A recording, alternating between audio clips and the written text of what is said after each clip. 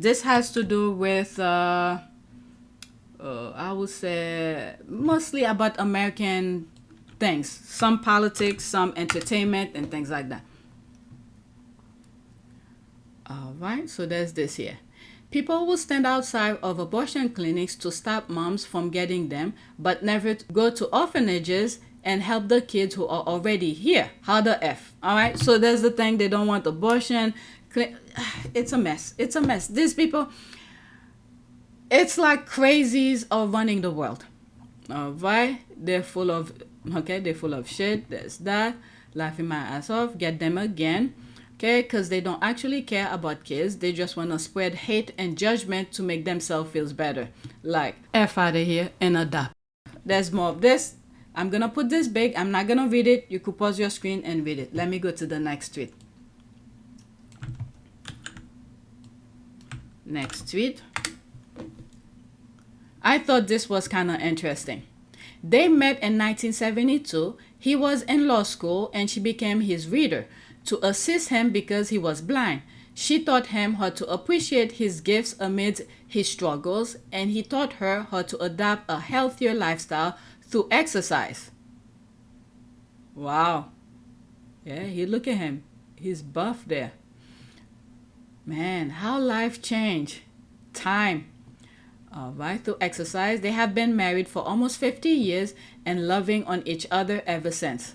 Wow. Let's see this. Oh, I thought they were individual pictures. He still look good. Look at him. Both of them. Wow. Okay, let me read some of the comments. There were some really good comments. All right, absolutely beautiful. That's an ad. All right, super duper divine love, tremendous true life story. Tell him again about this right here. All right, good looking couple, blessed. I'm not sure if it's true, but reading these stories makes me wonder if love used to mean something deeper. Back then, it felt well. People seem to fall in love with the person, their soul, not just what they could offer. Today's love seems not to hold the same weight. The partner who's slipping out of heaven, he'll have to take our word on just how beautiful she is. He might be okay. He might have been blind, but trust, she's seen the vision. When you find the right woman, it's truly a blessing. Or vice versa, the men too. Lovely, much respect. Back then, 50s, 60s, 70s, black people were stylish. They made the best music. They were the best athletes, great business owners, politicians, loved the natural afros. Sadly, from the 90s, things started to go downhill by their own doing and life choices. There are things I've said in the past about the alcohol they were putting in those neighborhoods, the drugs, and all of that. So I think right now, this person might be true, but there's a reason for all of this. It was by design, okay? The 60s, 70s, 80s, they were moving. Well, in the 80s, that's where the drugs, the AIDS pandemic, they started putting it within the poor neighborhood and things like that. But the 90s, that's when it sort of went downhill.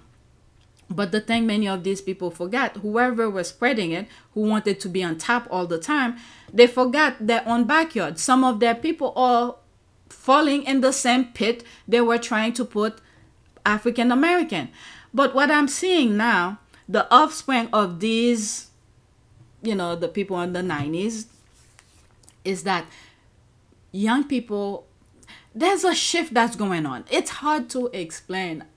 I just cannot verbalize it in a way where you will understand. There is a shift that's going on despite the stupidity, the barbaric behavior you are seeing. There is a shift that's going on.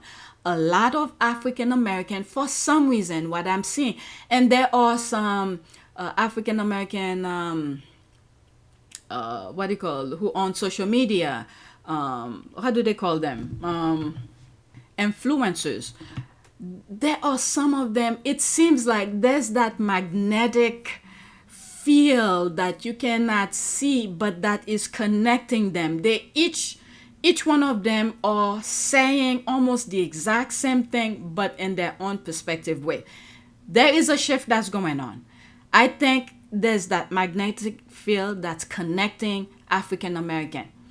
I think after the 2024 election, after all the fight that was put, where everything was so clear, you cannot be any more clearer than the 2024 election.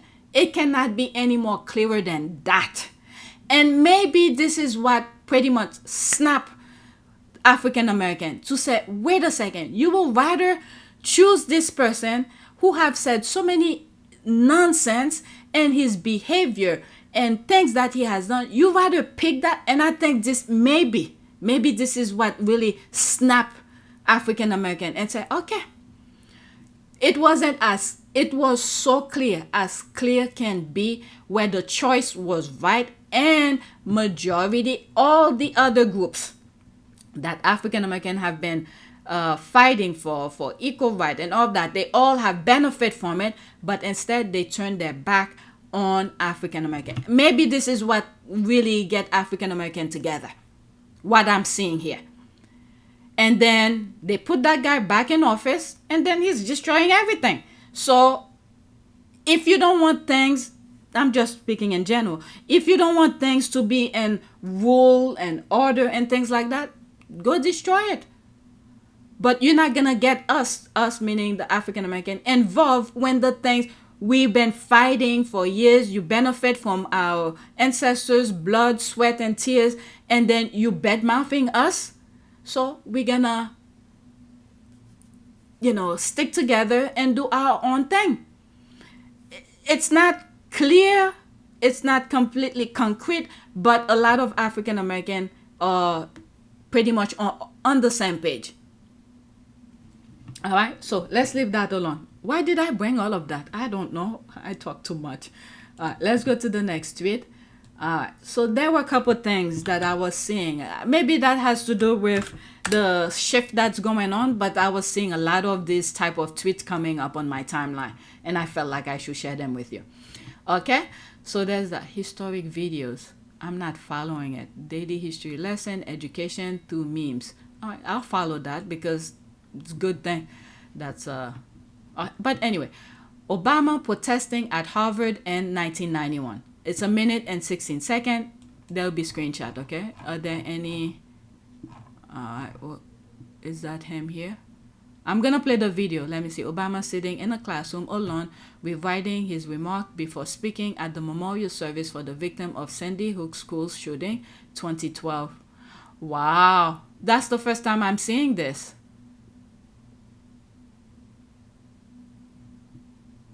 Wow, that's very interesting. That's his mom, Andrew, with her son, Barack Obama. Okay, but I want to share only the video, okay? Let's listen. Screenshot. And I remember that the Black Law students had organized an orientation for the first-year students. And one of the persons who spoke at that orientation was Professor Bell. And I remember him sauntering up to the front and not giving us a lecture, but engaging us in a conversation and speaking the truth and telling us that he has to learn at this place that I've carried with me ever since. Now, how did this one man do all this? How's he accomplished all this? He hasn't done it simply by his good looks and easy charm. Although he has both in ample measure. He hasn't done it simply because of the excellence of his scholarship. Although his scholarship has opened up new vistas and new horizons and changed the standards of what legal writing is about. Keep in mind, there's no notes, no nothing, right out of his brain. Open up your hearts and your minds to the words of Professor Derek Bell.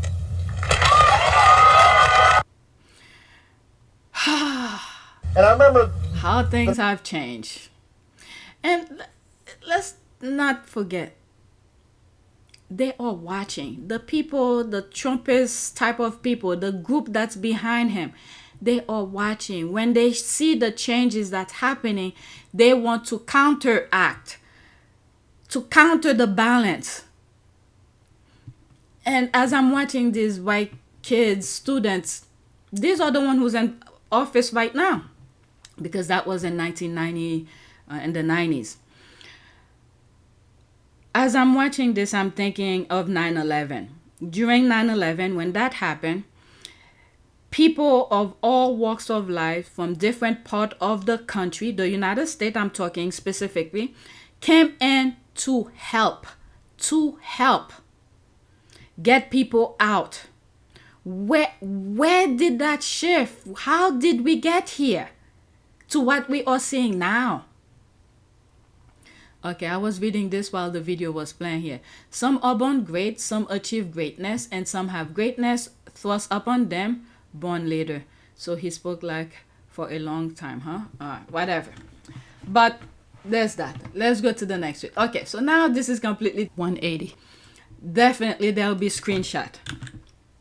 I'll try to show you the funny parts and its motion because it's a video. Or you could go wherever they replaying Martin. Okay? That dance never get old. I'll tell you, they work so well. 1 minute and 12 seconds, okay?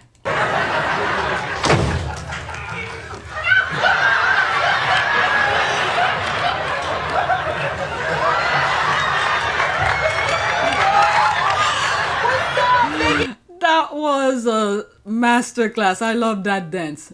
May he rest in peace. The other thing I was thinking of while I was listening to Barack Obama, it's one of Meghan. Let me pause for a second. All right, while it's in my mind, I'm gonna pause. I'll start this over. But the thing that I was thinking while I was watching the Obama video is, what's her name? MacKenzie Scott. What's her name? She's the most donor to HBCU colleges. And the thing is that she's... Wait a second. I want to make sure I get my information correctly, because there's a story that I know of her that I want to share with you. All right, let me go on Google. All right. So there's a couple of things I asked Google here. One of the first thing that I asked, because I can remember her name, is who is the most donor of HBCU colleges? The most significant recent donor to HBCU colleges is MacKenzie Scott, who has given over $1.34 billion since 2020, making her the largest individual donor in history to these institutions, with large unrestricted gifts transforming their endowments and opportunities for Black students, while other major Black philanthropists like Robert F. Smith, Oprah Winfrey, and Michael Jordan are significant long-term supporters. Scott's scale and speed of giving are unprecedented. Okay? So, knowing how our society is right now, okay, how Trump is literally making white people look bad, pretty much. And they have the history to line up with that. But for her, the story why she is donating to historical Black colleges is very heartwarming. All right, so I looked that up as well, so I don't say it the wrong way. So the other question that I know the answer to, but I want to explain it better, so I had to Google it to make sure it's aligned with what I was thinking, and it does. All right, the other thing I asked Google is, who was MacKenzie Scott's mentor? All right, mentor. All right, MacKenzie Scott's primary mentor was the Nobel Prize winning author Toni Morrison, who was her creative writing professor and thesis advisor at Princeton University. Morrison recognized Scott as a powerful writer, okay, nurturing her talent and influencing her understanding of empathy, justice, and marginalized voices, lessons that have significantly shaped Scott's philanthropic approach today. Okay? So this is like the thing that Toni Morrison couldn't really, well, she gave it in her own special way. And that was the seed she was planting. Okay? And since she didn't, okay, this is my own perspective, the way that I'm seeing. It may not be the actual thing, but this is the vision that I see. Toni Morrison probably did not have the money, okay, to give back to her communities. However, she was doing it in the special gift that God has given her, and implanted her seed into MacKenzie Scott. Okay, so I guess because she felt MacKenzie, that is, enlightened, things that she probably wasn't aware of, whatever's going on in her head right now, because she is still alive, MacKenzie Scott, she's still alive, but Toni Morrison has passed, may she rest in peace. But it's the kind of seed that Toni Morrison had planted into MacKenzie, and MacKenzie understand it, and probably, I don't know, I'm not speaking for her, she could always come and correct me, and see the things that was being taught to her, that maybe on the way that MacKenzie had grown up, they probably were shielding her from that. She didn't see it the same way. But Toni Morrison probably let her see the things that were happening right in front of her. And I guess she felt grateful for what Toni Morrison has done. And if I'm not mistaken, there's another thing about it. I think Toni Morrison had wrote something for her to get a job or something. Let me look that up. That's another thing as well. So this is what I type on Google. I'm aware of it, but I want to make sure I'm saying it properly so I don't misinform you. So I type on Google, did Toni Morrison help MacKenzie Scott get a job? The answer is yes. Nobel laureate Toni Morrison significantly helped MacKenzie Scott get her job at D.E. Shaw and Company by providing a strong recommendation, a key step that led to Scott meeting Jeff Bezos, okay, there, and also mentor her as a writer at Princeton. Morrison called the hedge fund to praise Scott, helping her secure the position, which she launched the relationship that will lead to Amazon's founding. Okay? You guys could look more into it. And then I think they divorced, and Bezos remarried with that other thing. I don't want to misplay. Okay? So there's more to it. So this is how all of these sort of, you could look more into it. You could probably look into how things branch out with Bezos, and she kept her principle. I have great respect for her. And this is all the seeds of Toni Morrison. Okay? So that crossed my mind while I was watching the Obama thing. All right, so now let's get back to this. Look more into Toni Morrison and MacKenzie Scott, okay? There's a good connection here. All right, now back to this. That dance never get old. All right, let me play it again. There'll be a screenshot, okay?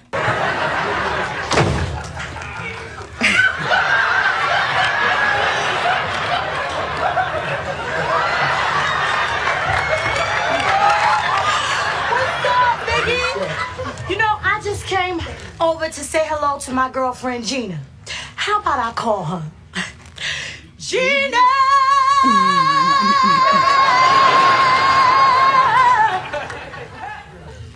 What's up?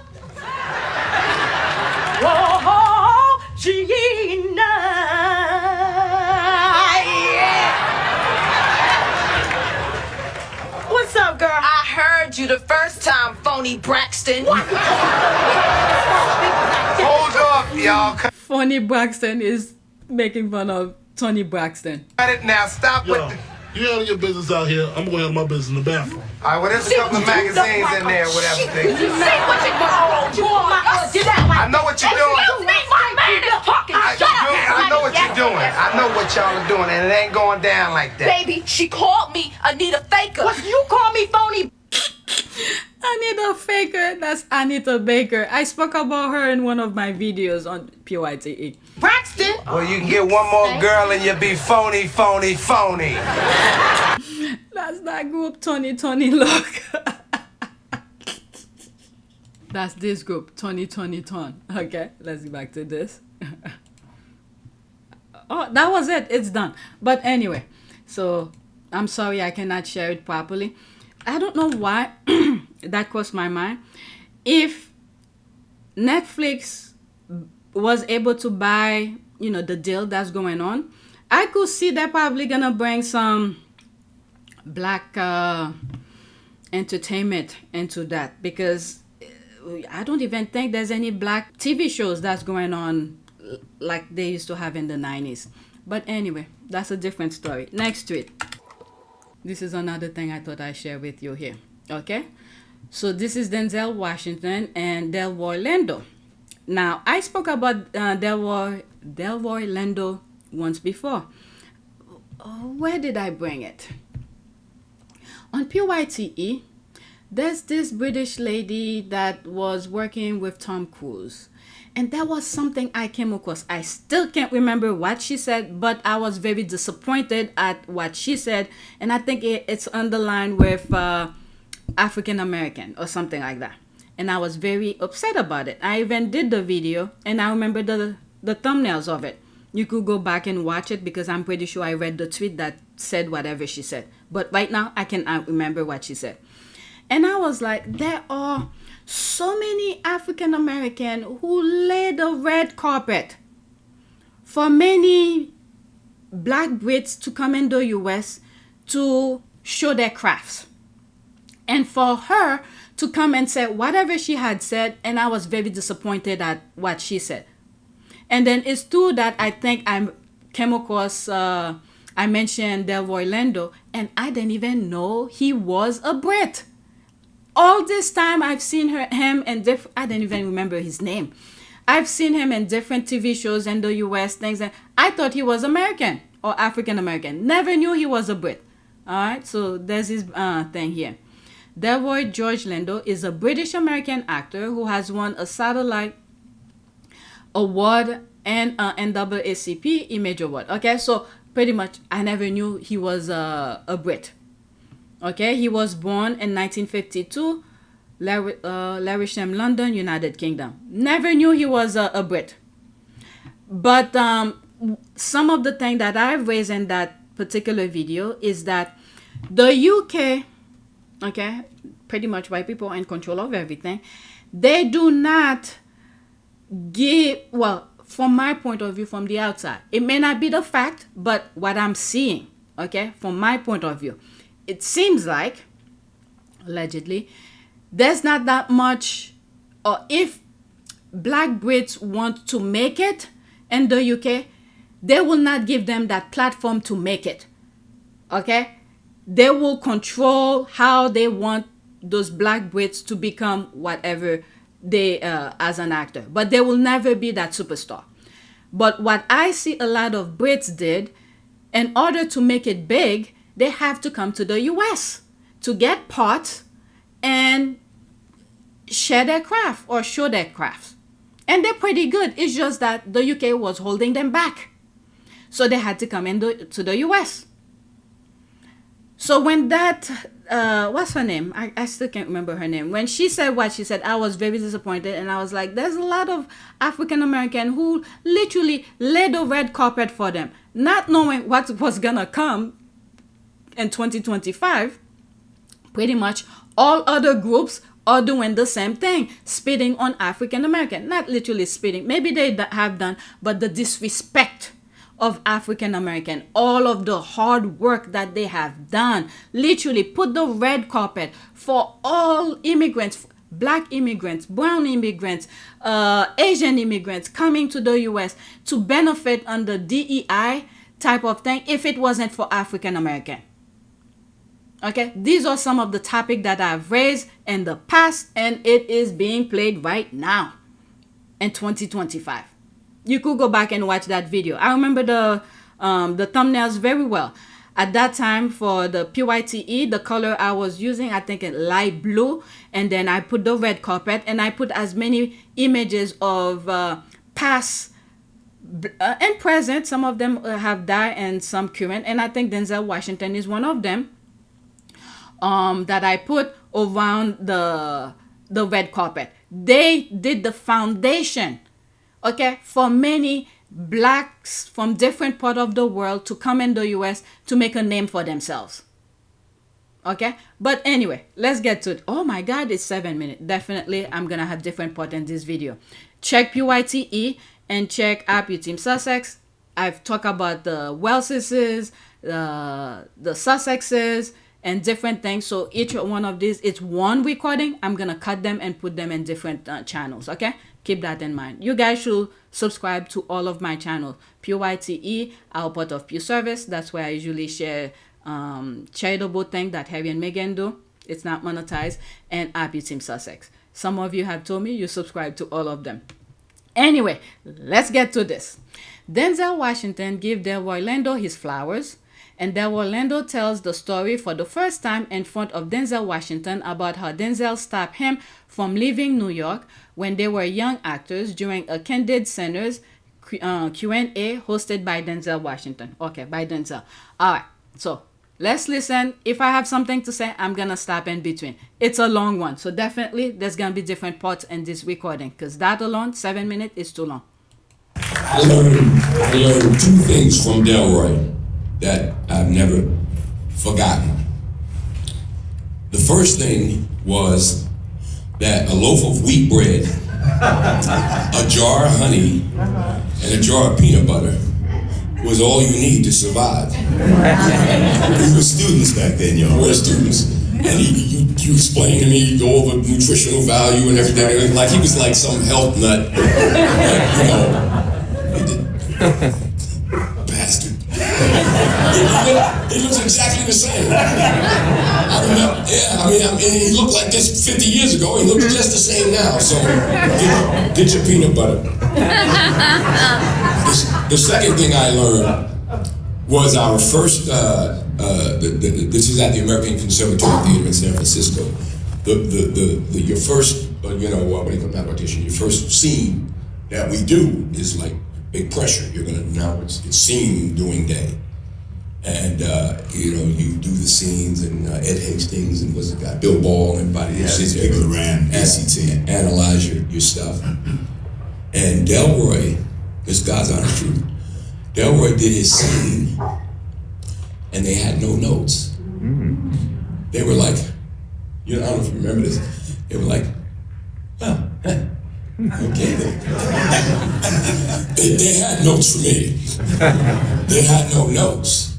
And that was the second thing that I learned. Like I said, the first thing I learned was the nutritional value of peanut butter and stuff.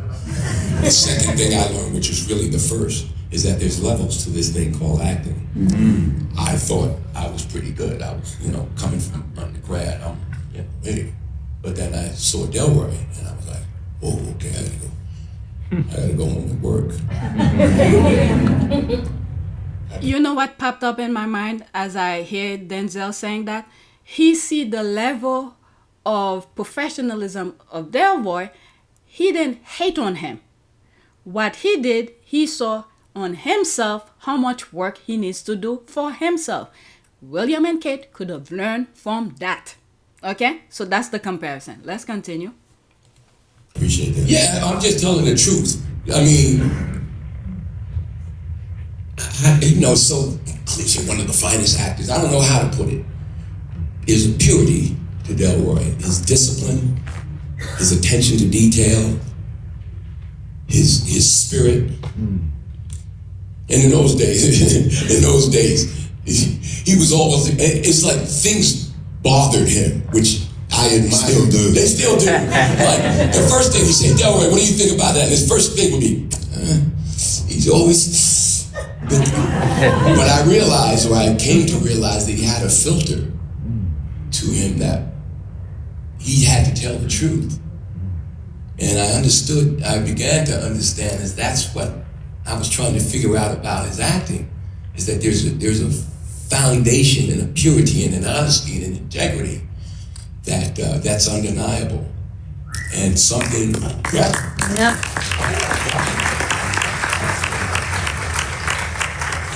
and something to reach for. So, okay, enough about that. Everybody asks this question, but I've never done this before, so I'll ask it. How did you get started? What made you want to become that? I will answer that question, but on the heels of what you just said, I've told this story, what I'm about to say. I've said this in various public forums, but I've never said it in front of Denzel, in the company of Denzel. There were two things that I remember, and I will get to your question, I promise, but there are two things that I remember that always stick in my mind about Denzel and how far we go back. He and I, as students at ACT, we stood on the corner of like Leavenworth and Sutter, downtown San Francisco, and we were talking about our aspirations for our careers. We're students, right? We're young kids, and we're talking about our aspirations for our careers. And one of the things that I remember saying to you was, I don't ever want to be in competition, man. There should be space for all of us. My goodness, like I was just saying, I didn't listen to this. Usually when I'm sharing videos with you, once I know it's gonna be something I'm gonna share with you, either I read the caption or maybe the first few minutes or few seconds of the video to see if it's worth sharing with you. I didn't listen to anything of that nature at all. Just read the caption and I put it on the list for me to share with you. And I just said, a few minutes ago, I paused the video and I said, this aspect, he saw the quality of Denzel. Instead of hating on him, he saw he needed to do some work on himself. And this is what the other brother should have done. I'm talking about the other brother, meaning William. And Kate as well. You saw the quality of Meghan. Instead, they went on hating on them. And guess what? Both of these, Delroy and Washington, they both are well known for their crafts. They didn't have to fight each other. Okay, but let me move it back slightly. Whoever put this video together is very good, because it seems like one person was recording it in another angle, and then I guess the other person stopped it and he found another clip of the same video where he picked up. All right, let me move it back slightly, because this is a different angle. And we were talking about our aspirations for our careers. We're students, right? We're young kids, and we're talking about our aspirations for our careers. And one of the things that I remember saying to you was, I don't ever want to be in competition, man. There should be space for all of us. And the fact that I've maintained that ethos is one of the reasons that I've been able to appreciate the extraordinary things that this man has done. Because to the extent that he talks about what he appreciates about me as an actor, right back at you, bro. And that's been proven. And I have to say this, and this is maybe counterintuitive, that would be true, awards or no awards. That feeling, that appreciation would be true, whether you got awards or not. Let me just say one thing. And the second thing, this was really, I was living in New York. You were in town working, and I was going through, I told this story in response to somebody asking me if I had ever felt like I wanted to stop acting. And I have never felt like I wanted to stop acting, okay? But there was a period in New York where I was kind of New Yorked out. I was up the hill with New York City. And I was walking up Fifth Avenue, actually walking down Fifth Avenue, and there's hordes of people coming at me, and I gotta get out of here. You were doing something in the park, I believe. We connected And I was telling Denzel about the frustrations I was having at the time. And one of the things I said, Dave, I gotta get out of here, man. And this man, and I've said this before and I'll say it to you right now, this man said to me, Dave, don't leave, man. Don't leave. You're too good. You're too good. This will turn around for you. Do not leave. And that was one of the kind of linchpins at that particular point in my career that I got some encouragement from a friend. And it was the difference between, I don't remember what my next job was, but the point was, I hung in there. And part of the reason that I hung in was based on what you told me. So any actors in the room, no matter what, creatives, hang in, no matter what's happening, hang in.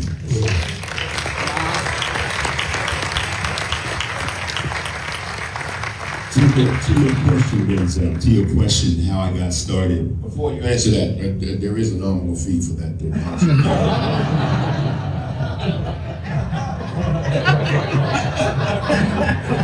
I'm gonna write you a check, man. It's gonna be in the mail. That's a life lesson right there. Life lesson for anybody. And I've always said, well, not every videos. I was like, there's always room for one more. But the others, they just want to grab everything for themselves. All right. So that's that. Okay. I don't want to read the comments. And if there was more, I would have. Anyway, I need to finish. All right. So let me go to my next tweet. Oh my God. I'm 1 hour and 30 minutes. I've been recording. Like I said, check PYTE, Happy Team Sussex. It's one recording. I'm going to cut in different part for different section. All right. So this is LOL kind of thing here. They didn't know they were being recorded. Okay. So it seems like baby mama come in. I don't know if they're still together, but or they are together, dropping off the kids. All right. It's 50 seconds. Let me go over it really quickly. All right. So there's the mom bringing the kids. I'm assuming boyfriend, father, whatever it may be. All right. Watch. He stopped her from going in. What?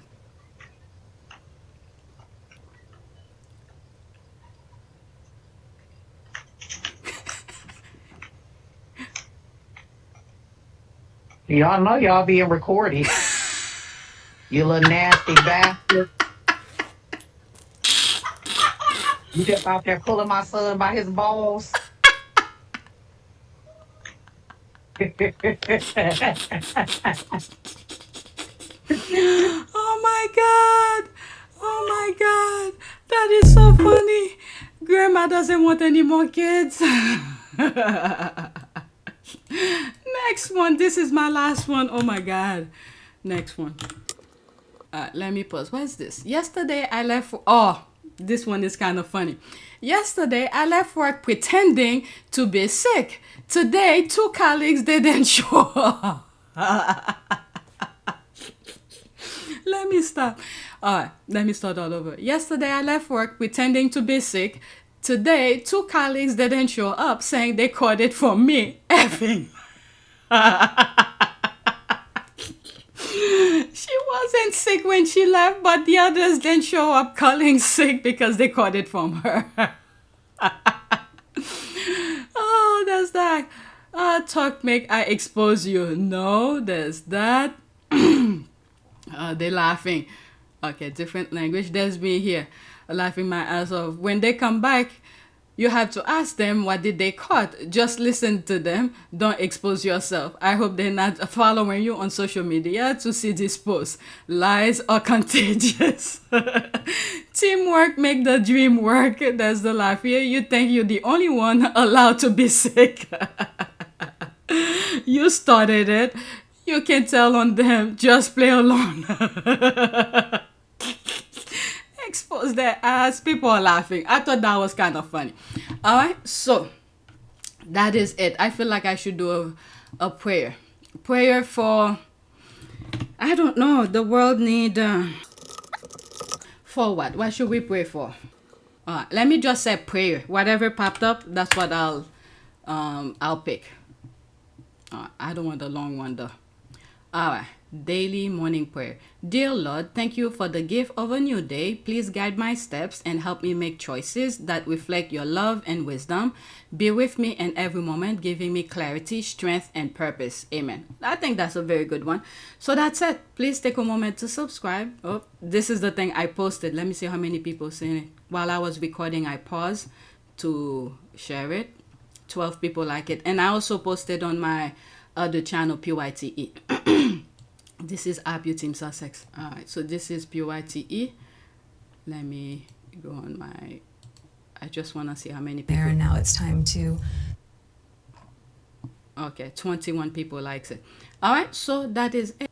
Please take a moment to subscribe, like, and share. If you want to support this channel, there's a PayPal link and a Cash App link in the description. This is PYTE. And in the description, you could donate. Those who have donated, thank you. And this is APTS Sussex. All right, so that's it. Thank you.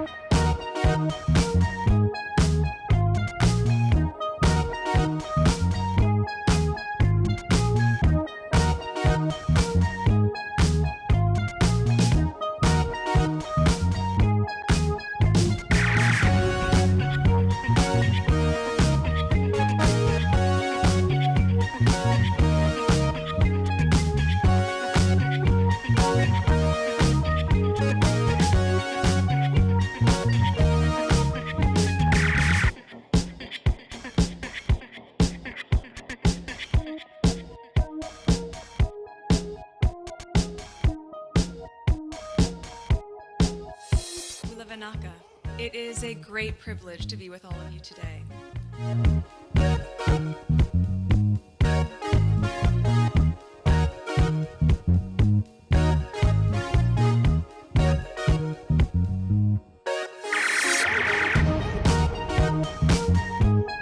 You know, we ask for forgiveness and please come back.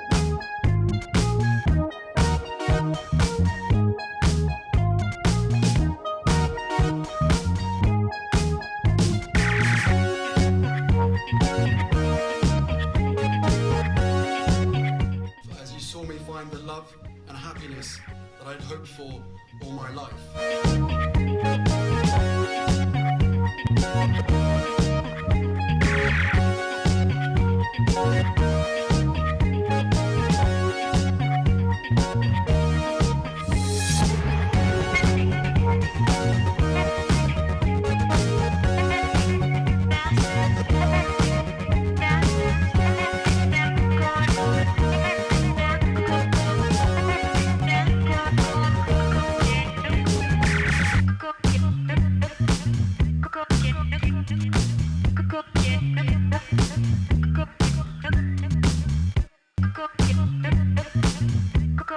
You are all in this together, and if I may speak personally, we are all in this together, because asking for help was one of the best decisions that I ever made. You will be continually amazed how life changes for the better.